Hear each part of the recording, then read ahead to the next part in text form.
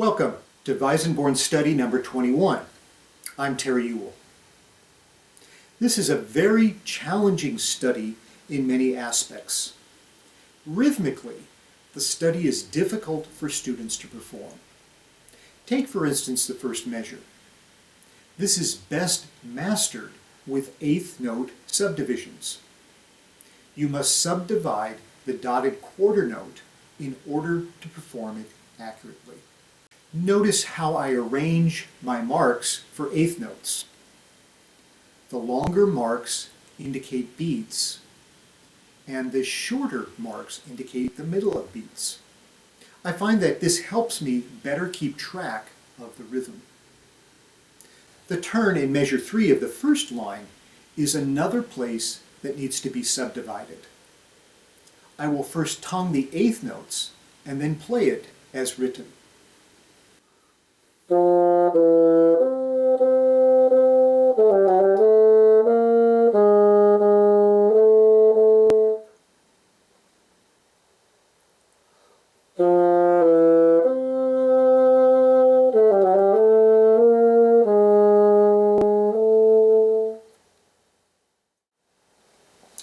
Be sure to study the written out 30 seconds Weissenborn has supplied with measure 3.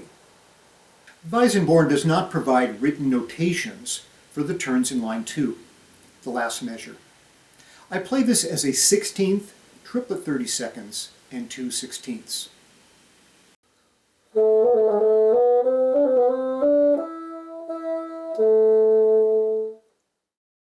One of the other difficult measures for correct rhythmic performance is found in line 6, the first measure. The eighth note subdivisions again help with accuracy.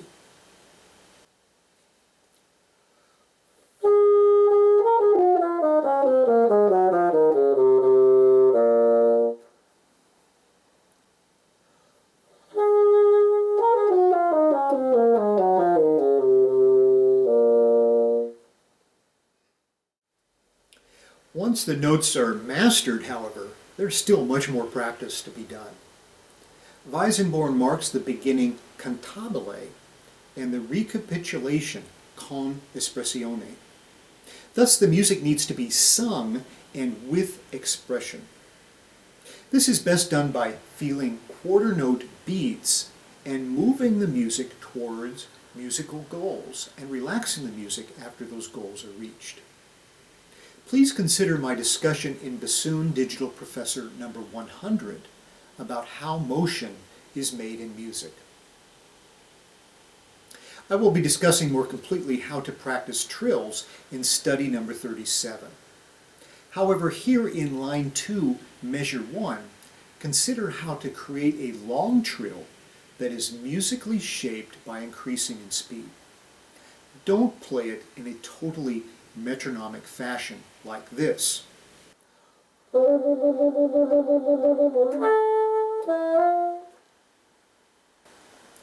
Instead, practice shaping the trills in different ways.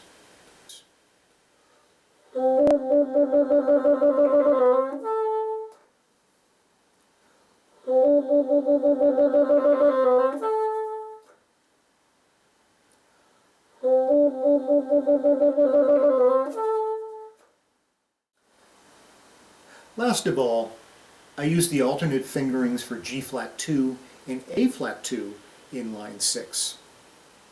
In the music, I mark alternate fingerings with an upside-down A.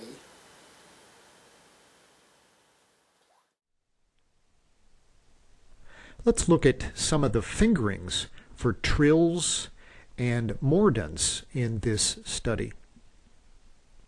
For the first trill in line 2, measure 1, we use the normal fingerings. Start C4 with the flick key, and then trill between C and D. In line 2, we have the first occurrence of mordents in the Weissenborn studies. The fingerings for these mordents are also the standard fingerings. So for E4 to F4, use your standard E to F, And from C4 to D4, use your standard C to D fingerings. However, let's discuss the mordent a little bit. In the Baroque period and the contemporary use of the German term, mordent has a downward motion. You can observe this in the German editions of the Weissenborn bassoon school.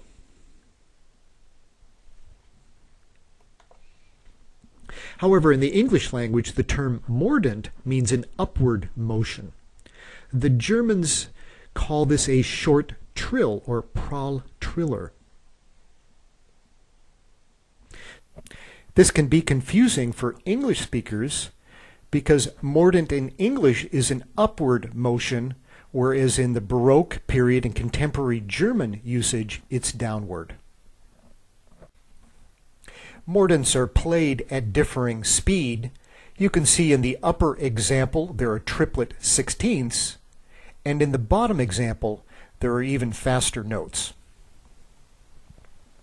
In line 3, measure 1, the trill here is from B flat 3 to C4.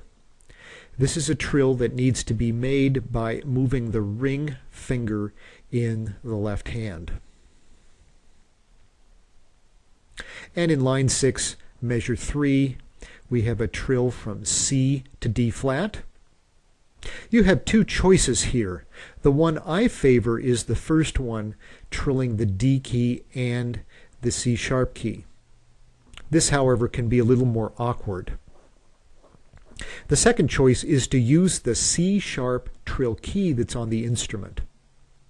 And this is, of course, a very easy trill to execute. However, I find the interval, the distance between the C4 and the D flat 4, to be just a little too narrow. For that reason, I choose the first alternative.